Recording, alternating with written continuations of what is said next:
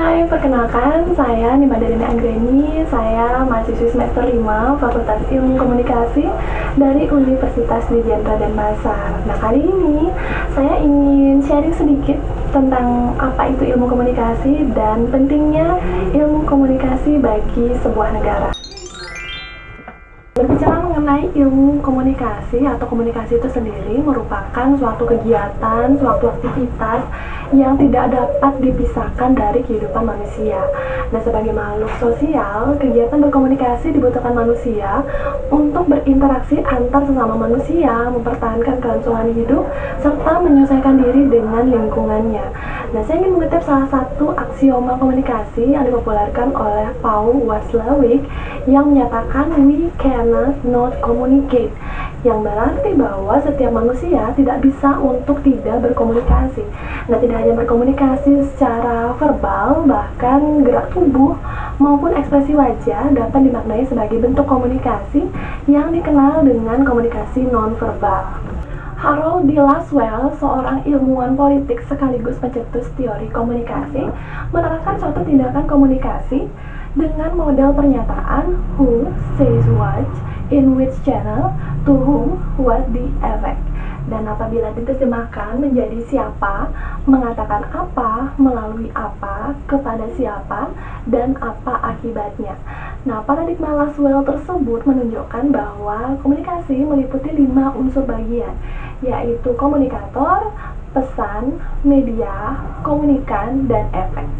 Sehingga dapat disimpulkan bahwa komunikasi adalah suatu proses penyampaian pesan maupun gagasan oleh komunikator kepada komunikan melalui saluran-saluran tertentu, baik secara langsung maupun tidak langsung, dengan maksud memberikan dampak atau efek kepada komunikan sesuai dengan yang diinginkan atau yang diharapkan oleh komunikator. Berbicara mengenai ilmu komunikasi, tentu saja kita tidak bisa lepas dari yang namanya teori komunikasi. Nah, berdasarkan konteks atau strata analisisnya, teori komunikasi dibagi menjadi 5 bagian, yaitu komunikasi intrapersonal, komunikasi interpersonal, komunikasi kelompok, komunikasi organisasi, dan komunikasi massa. Yang pertama adalah komunikasi intrapersonal. Nah, komunikasi intrapersonal merupakan proses berkomunikasi yang terjadi dalam diri seseorang, di mana komunikasi ini sering terjadi ketika kita sedang mempertimbangkan sesuatu hal atau dalam pengambilan keputusan. Nah, kemudian ada komunikasi interpersonal.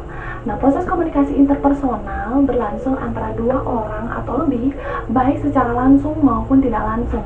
Bentuk-bentuk kegiatannya seperti percakapan tatap muka, percakapan melalui telepon, maupun surat menyurat yang bersifat pribadi.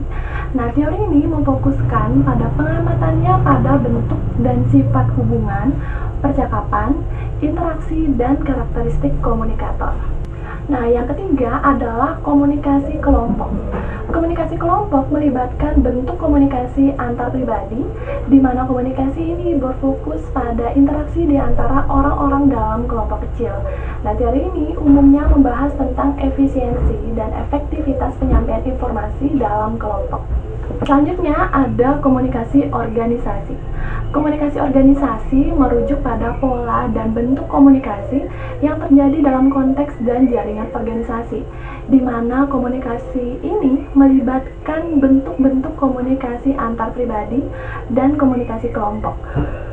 Pemahaman teori ini menyangkut hubungan antar manusia, komunikasi, dan proses pengorganisasian, serta struktur dan fungsi organisasi. Dan yang terakhir adalah komunikasi massa. Komunikasi massa merupakan komunikasi melalui media massa yang ditujukan kepada halayak yang besar.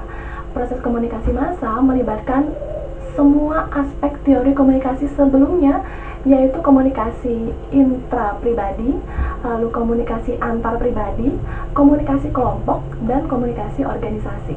Nah, teori ini umumnya memfokuskan pada hal-hal yang menyangkut struktur media, hubungan media dengan masyarakat, serta hubungan antara media dan halayak.